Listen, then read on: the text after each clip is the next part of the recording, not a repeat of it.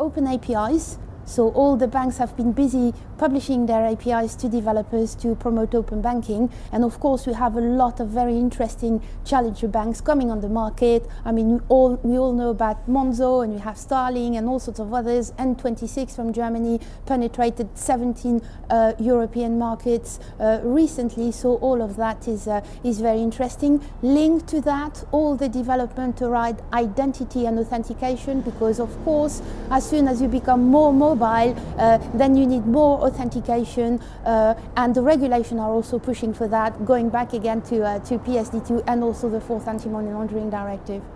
Prediction for the fintech industry: we're going to see more and more partnership and collaboration. In the fintech space, you will see lots of banks, in fact they already do it, partnering with fintech companies or acquiring stakes or indeed acquiring whole fintech organizations. So that trend is going to continue. We're going to see more development into identity and authentication. That will definitely is necessary to drive the market. In the cybersecurity space, we've seen all the massive data breaches certainly this year, and it's almost every day we see a very large one.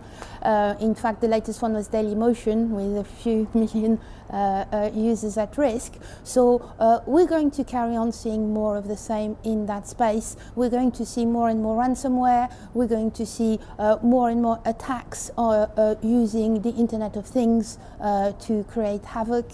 But we're also going to see a lot of new development in cybersecurity, and what I'm really particularly excited about at the minute is the developments in machine learning and artificial intelligence to combat cybercrime. The biggest current challenge for CISOs is certainly to getting the board to listen. I think probably would be the biggest challenge.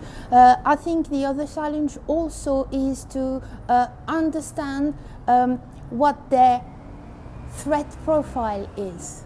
And that is what the challenge is, certainly from the organizations I get involved with.